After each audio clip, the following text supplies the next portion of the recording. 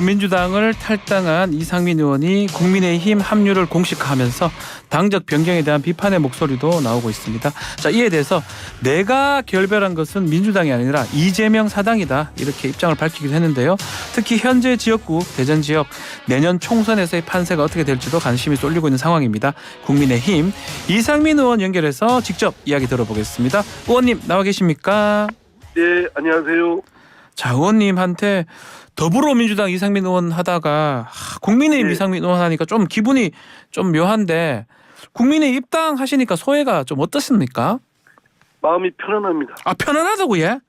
예, 그전에는 갈등을 많이 느꼈습니다. 제 소신과 다른 소위 뭐 탄핵에 대해서도 제가 법률가로서 탄핵 요건이 안 되는데도 탄핵을 정략적인 이유로 마구 남용하는 것, 탄핵 소추를 남용하는 것에 대해서 많이 부딪혀왔거든요. 네. 그래 당내에서도 이상민 행안부 장관은 정치적 책임은 물을 지언정 그 탄핵이라는 그 헌법상 제도를 통해서 책임 묻기에는 헌법재판소에서 기각될 것이 뻔한데, 네. 그리고 직무를 정지시키고 이런 것들은 그건 오남용이다. 이것 또한 우쭐거리고 힘자랑하는 거다라는 뜻을 얘기를 해봤지만 네. 받아들이지 않고 그냥 강경파가 밀어붙여서 결국 헌법재판소에서 전원 헌법재판관 기각 의견으로 기각됐지 않습니까?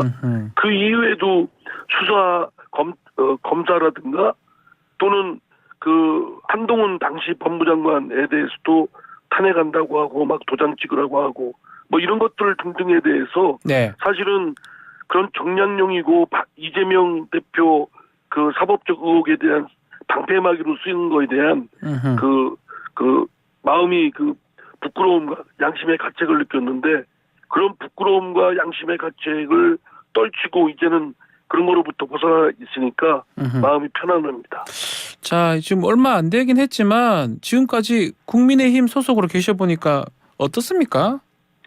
제가 이제 민주당 의원총회와 국민의힘 의원총회를 대비할 수 있지 않겠습니까? 아, 국민의힘 의원총회도 가보셨습니까? 한번 가봤죠. 중진 모임도 갔고. 예, 예. 그런데 민주당은 상당히 전체가 집단주의적 그런 분위기가 굉장히 진합니다. 이념적이고 뭐 그런 한편 뭐 그것도 다 일장일단 있겠죠. 예. 반면에 이제 국민의힘은 상당히 좀 제가 뭐 영어 써서 죄송합니다만 보통 흔히들 리버럴하다고 하죠. 리버럴 자유? 오히려 자유 개방적이고. 아, 국민의힘이요? 예, 그런 분위기를 느꼈습니다. 중진 모임에서도 사실은 민주당 중진 모임 가면 전혀 한마디도 안 합니다, 다들. 그냥 뭐 이재명 대표에 대한 비판이나 뭐 이런 것들 나오는데, 국민의힘 그 중진 모임에 갔더니 뜻밖의 뭐 많은, 제가 여기서 비공개로 하기로 했기 때문에 예. 전달은 할 수는 없습니다만 상당히 뭐 하여튼 예민한 문제까지도 얘기하고 그렇습니다. 얘기하는데 밖으로는 잘 안 나오는 것 같아요. 민주당은 다 그렇죠. 밖으로 나오는데. 그러니까 그런 점은 뭐 그 얘기해도 뭐 큰 비공개니까. 비공개입니까? 그냥 얘기만 하고 마는 거. 공개라면야 누가 했다는 얘기 하지만 비공개니까 사실 어떤 거기에 참석한 사람들 중에서 자꾸 외부에 누출하는 거는 사실은 적절치는 않죠. 그러면 비공개 얘기가 의미가 없어지죠. 그러네요. 호랑이 잡으러 호랑이 굴에 간다라고 입당식에서 말씀을 하셨는데, 호랑이는 무엇을 의미하는 겁니까? 그러니까 많은 분들이 이제 네. 그 말씀 드릴 때 호랑이가 누구냐 또 이거 가지고 해자될 수 있겠다라는 생각을 가졌지만, 근데 분명히 제가 드린 말씀은 호랑이 잡으러 호랑이 굴에 가는 다부진 생각으로 다부진 마음으로 국민의힘에 입당한다, 이런 뜻이었습니다. 그런 마음을 갖고 있다. 예, 국민의힘에 들어가는 게 제가 사실 뭐 이렇게 처음 가본 국민의힘이고 그동안 또 비판적으로 봤던 상대당이었기 때문에 저 자신 걱정이 왜 없겠습니까? 또 두려움도 있고요. 예. 또 한편 새로 민주당을 결별하고 이제 국민의힘에서 새로 정치적 꿈을 펼치는 그런 것이 하나의 설레임도 있었고요. 뭐 새학기에 새로 입학하는 신입생처럼 그 두 가지가 그 걱정과 또 두려움과 그 설레임이 이렇게 혼재돼서 동시에 있었습니다. 네. 그거를 제가 두려움을 이겨보겠다는 생각으로, 걱정을 이겨보겠다는 생각으로 그렇게 호랑이 굴에 들어가는 그런 각오로 다부진 생각을 갖겠다 이런 뜻이었고 만약에 진짜 호랑이를 잡으러 들어간 호랑이가 뭐냐 하면 민심에 부합한 정치죠. 국민의힘이 아직까지는 뭐 국민의 눈에는 기대에 차지 않고 오히려 여러 가지 부족한 점도 있고 대통령의 말 한마디에도 뭐라고 비판 이견도 제시 못하는 그런 점에 대한 비판을 많이 받지 않습니까? 예. 그런 부분을 개선하고 넘어가려면 결국은 민심에 맞는 민심으로부터 박수를 받는 국민의힘이 되도록 또 제 정치적 꿈을 펼치는 그런 것이 제 정치적 비전과 꿈이 호랑이겠죠. 근데 그럼에도 지금 당적이 좀 몇 번 바뀌었지 않습니까? 자유선진당도 예, 그렇습니다. 요거에 대한 비판의 목소리 조금 있는 것 같습니다. 예, 당연히 그 비판은 뭐 감내를 제가 하고요. 네. 다 수용합니다. 제가 재선 때 공천 떨어져서 또 이제 자유선진당에서 영입와서 자유선진당 당적으로 이제 총선에 나가서 당선됐고요. 네. 그때도 뭐 자유선진당이 양진은 아니었습니다. 신생정당이었는데 네. 마침 대전 충남권에서 자유선진당 후보들이 대거 당선됐고 그다음에 이제 민주당 복당해서 민주당으로 5선에 이르렀고 네. 그런 사람이 오죽하면 상대당 국민의힘으로 옮겼겠습니까? 저도 그 마음의 갈등 많았고 또 여러 가지 리스크를 각오하고 했음에도 불구하고 민주당과 결별하고 또 국민의힘에 들어갈 때는 마음의 복잡함이 왜 없었겠습니까? 남들 보시기에는 뭐 당적을 옮겼나 보다 이렇게 생각하실지 모르지만 저 개인적으로는 인생을 거는 그런 결단을 한 것이고요. 네. 마음에 그런 것도 있었지만 그럼에도 불구하고 그런 비판이나 비난 각오하고 내가 더 큰 공익을 통해서 성과를 이뤄내겠다 이런 각오로 한 것이고요. 더 이상 민주당에는 있을 수가 없었습니다. 말씀드린 대로 이재명 사당 배달당으로 전락돼 있는 거기서 이재명 그 방패막이에 동원되고 그런 역할을 맡은 것 그리고 아무 소리도 못하고 5선 중진이나 됐으면서 네. 그런 쪽에 있을 수가 없었습니다. 민주당보다 좀 국민의힘이 좀 더 나은 점은 뭐라고 봐야 됩니까? 뭐 사실은 두 당에 대한 국민적 시선은 둘 다 뭐 반감이 정도가 뭐 어느 당이 낫냐보다는 둘 다 똑같다라는 여론이 대부분일 거라고 생각합니다. 예. 저도 그거는 잘 알고 있고요. 다만 제가 이제 그래도 저 민주당과 결별하고 국민의힘으로 오게 된 배경에는 국민의힘에는 민주당의 개딸 같은 존재는 없는 것 같고 또 윤석열 대통령의 강한 그 압도적인 리더십이 작용하지만 그러나 사당에 이르러 정도는 아닌 것 같고 그래서 민주당은 뜯어고칠 수는 없지만 국민의힘은 노력 여하에 따라서 뜯어고칠 여지가 있다. 그러나 저도 리스크가 있다고 리스크가 있다는 걸 잘 인지하고 있습니다. 될지 안 될지는 저는 그렇게 하겠다라는 각오로 입당을 했습니다만 네. 안 될 수도 있으면 그건 진짜 저도 망해버리는 거죠. 그런 망할 수도 각오로 있다. 들어왔습니다. 그 지금 사당 얘기를 하셨는데 민주당 사당. 근데 정치권 안팎에서는 윤석열 대통령 사당 얘기도 좀 있잖아요. 예컨대 지금 이준석, 아까 김기현 대표. 말씀드렸지만 예. 윤석열 대통령의 강한 또 압도적인 리더십이 작용하고 그 국민의힘이 윤석열 대통령에 대한 그런 이견이나 비판적 견해에 대해서 잘 작동이 안 되는 것 그렇기 때문에 그런 사당성에 대한 비판은 저도 같은 생각을 갖고 있습니다. 저는 뜯어 고쳐야 될 부분인데요. 그러나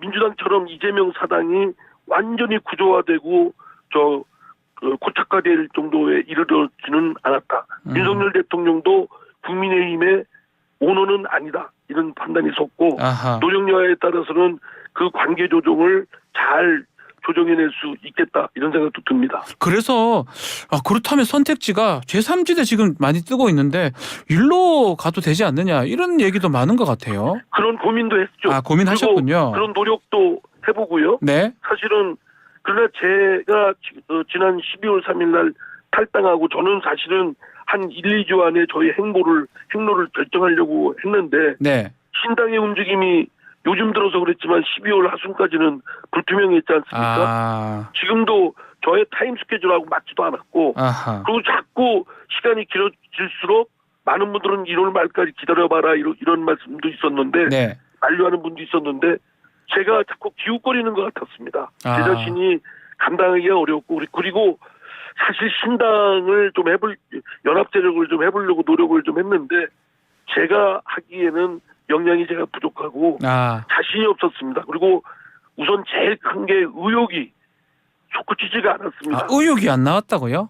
예, 잘 뭐 해보려고 하는데 자꾸 억지로 뭔가 연합 뭐 해서 국민의힘 더불어민주당에 대칭되는 진짜 건강한 제3의 세력으로서 예. 민주당을 진짜 대체할 수 있는 정당으로 좀 자리매김했으면 좋겠다라는 각오로 좀 해보려고도 했었는데 제 마음에 솟구치는 의욕이나 에너지가 생기지를 않아요. 그런데 자꾸 제가 막 하려고 하는 것이 억지고 그러면은 못하는 거 아니겠습니까? 그러던 중에 한동훈 비대위원장 쪽에서 두 분 만나셨죠? 한대훈 비대위원장이 뭐 이렇게 문자도 주고받고 하면서 지난주 일요일이죠. 네. 점심 하면서 상당 부분 제가 국민의힘에 대한 우려나 걱정 이런 부분을 좀 걷어낼 수 있는 좋은 아주 유쾌한 자리였습니다. 네. 의기투합을 했고요. 그래서 이렇게 결심을 하셨다는 건데, 자 결국은 이제 좀 과제 중에 하나가 있을 것 같습니다. 이건 김건희에서 특검법 얘기하지 않을 수 없는데요. 예, 괜찮습니다. 네, 이 얘기를 해야 될 것 같은데 한동훈 위원장도 사실은 이 부분은 악법이라고 얘기했던 바가 있습니다. 이게 김건희 특검법에 대해서는 앞으로 어떻게 할 생각이십니까? 저는 줄곧 민주당이 있었을 때도 그랬고, 네. 제가 민주당과 결별한 이후에도 그랬고, 뭐 지금도 똑같습니다.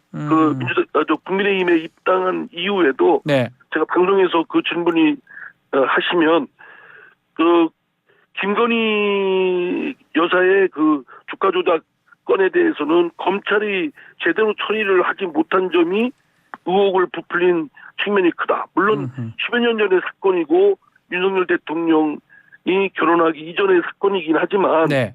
그것이 대통령이 된 영부인과 관련해서 의혹이 국민적 의혹으로 부풀려져 있다면 윤석열 대통령의 리더십 발휘를 제대로 하기 위해서도 털어야 될 필요가 있다.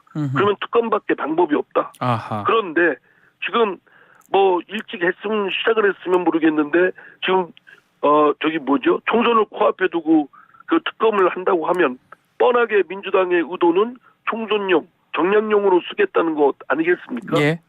뭐 또 국민의힘에서는 총선용으로 이것이 변질돼서 악용될 것을 걱정하는 건 당연한 것이고요. 네. 그렇다면 총선 직후에 특검을 하는 것으로 여야가 합의하면 참 좋겠다. 그리고 뭐 내용 중에 특검 추천권을 여야 합의로 한다든가 하여튼 네. 뭐 아니면 대한변협에 추천권을 주고 그중에 추천한 두세 사람 중에서 대통령이 임명하는 이런 방식이라든가 이렇게 수정을 보완을 해서 하면 좋겠다는 개인적 생각을 갖고 있습니다. 그러나 뭐 민주당에서는 특검을 하는 거에 대해서 총선 이후에 하는 거에 대해서 관심도 전혀 없고 네. 그건 뭐 안 된다고 하는 것이고요. 국민의힘도 일단은 특검 자체를 거부하는 입장이니까 저 같은 타협한 제시가 잘 받아들이지 않고 있습니다. 자, 이게 특별감찰관 설치도 한동훈 위원장이 민주당하고 협의하겠다 어제 밝혔는데 이거에 대해서는 어떻습니까? 의견이? 특별감찰관은 국회에서 여야가 합의해서 추천을 대통령한테 하도록 돼 있습니다. 예. 이거는 법에 있는 거니까 당연히 해야 됩니다. 되겠죠, 민주당하고. 예, 하냐 안 하냐의 문제가 아니고 해야 됩니다. 그러니까 국민의힘에서 사실은 한동훈 비대위원장이 그에 대한 입장도 밝혔고 하니까 네. 이거는 뭐 적극적으로 민주당에 빨리 같이 협의해서 추천하자라고 해서 민주당이 거부하면 거부한 대로 국민들한테 알려야 된다고 생각합니다. 네. 그리고 제2 부속실 설치도 한동훈 비대위원장이 종전의 입장과 달리 긍정적 입장으로 국민의힘이 바뀐 거 아니겠습니까? 네. 이것도 빨리 뭐 갖다붙다 얘기할 게 아니라 빨리 설치를 해야 되겠죠. 설치할 필요가 있다. 지역구가 네. 대전 유성을 아니겠습니까? 네네. 내년 총선 출마하는 거죠? 올해. 그렇습니다. 예. 여기로 바로 여기로 출마하는 겁니까? 그렇습니다. 아하. 예. 저를 5선만 들어준 지역인데 여기를 뭐 하루아침에 갑자기 떠날 수는 없는 자, 그러면 대전 민심은 좀 어떻습니까? 지역구도 바라보고 계실 건데. 일단은 저한테는 물론 뭐 저한테 유리한 뭐 저를 격려하는 분들이 많이 보이셔서 그런데 예. 많은 분들이 하여튼 뭐 대전 지역, 유성 지역 제 지역구뿐만 아니라 대전 또 전국적으로 저한테 격려와 민주당과 결별했을 때 너무 잘했다. 예. 그런 민주당이 있지 않길 잘했다라는 격려 전화도 격려 문자도 많이 오셨고 아하. 또 지금도 이제 국민의힘에 입당한 거에 대한 환영과 또 해주는 격려해주는 분들이 많습니다. 이게 국민의힘 입장에서 보면 대전 유성을이 그렇게 좋은 곳은 아니잖아요. 아닙니다. 그러니까 승리 자신 있습니까? 예, 제가 뭐 무슨 이득을 취하기 위해서 한 것도 아니고 아하. 양지를 쫓아서 간 것도 아니고 사실은 험지죠. 네. 예. 험지인데도 해야 되니까 해야 된다 이렇게. 네, 그렇습니다. 예. 자, 어제 민주당 원칙과 상식 의원들 3인이 탈당을 했고요. 윤영찬 의원도 잔류를 했습니다. 이 상황은 어떻게 우리가 보면 좋습니까? 저는 좀 납득이 좀 안 됩니다. 아, 누가요? 뭐 여러 가지 복잡한 생각이 있고 사실 기존에 있던 당을 나온다는 것은 이렇게 보시기에 뭐 탈당 또 입당 뭐 이런 것들이 그냥 이 정치인들 있는 얘기이기 때문에 그런가 보다 생각하시겠지만 예. 본인은 굉장히 어려운 결단이거든요. 그렇겠죠. 이해는 예. 합니다만 예. 그러나 지금까지 쭉 행로를 볼 때 그 원칙과 상식 사인의 그 행보는 같이 하기로 또 다짐까지 했지 않습니까? 예. 네, 그리고 또 그런 배경을 깔고 있고 그런데 왜 잔류를 했는지 윤영찬 아니, 의원? 그러면 예. 민주당을 뜯어 고칠 수 있다고 생각하는 건지 아하. 그럼 거기서 민주당에서 어떤 역할을 할 것인지 뭐 이런 것들이 나와야 되는데 그런 것들은 없이 그냥 왜 이랬습니까? 이게 현근택 징계 영향 아니냐 이런 말이 나오는데 맞습니까? 그렇게 보십니까? 그런 추측도 할 수 있는데 뭐 그의 개인의 문제라 어떻게 말하기는 참 그렇습니다. 예. 근데 그렇게 하면 공천 때문에 지금 결국은 이재명 대표에 대한 반기를 들은 거 아니냐, 원칙과 상식을 이용한 거 아니냐 이런 비판을 받을 여지가 있지 않겠습니까? 네. 그게 문제가 되겠네요. 글쎄요, 하여간 좀 저희가 볼 땐 썩 일관되지 않은 태도라 좀 그렇습니다. 지금이라도 나왔으면 좋겠습니까? 그렇죠. 나와서 이낙연 전 대표하고 같이 합류를 하든지. 오늘 이낙연 대표 이제 나온다고 얘기를 한다고 하는데. 예. 근데 저는 제가 민주당에 있던 지금 국민의힘에 입당한 입장에서도 네. 또 그 제3당 뭐 신당에 합류를 하든 안 하든 관계없이 예. 정치권의 경쟁 구도가 좀 들어섰으면 좋겠습니다. 경쟁 구도가 필요하다. 예. 국민의힘과 더불어민주당이 독과점 구조. 알겠습니다. 두 당이 싸우면서 적대적 공생을 하면서 계속 뿌리 깊은 더구나 영호남 지역적 패권을 바탕에 둬서 알겠습니다. 계속 속된 표현으로 해먹고 있거든요. 예, 마무리하겠습니다. 이것을 제3, 제4의 정치 세력이 등장해서 예. 정치적 서비스의 고품질 경쟁 시대가 되었으면 좋겠습니다. 알겠습니다. 오늘 말씀 시간이 다 돼서 여기서 마무리하겠습니다. 감사합니다. 감사합니다.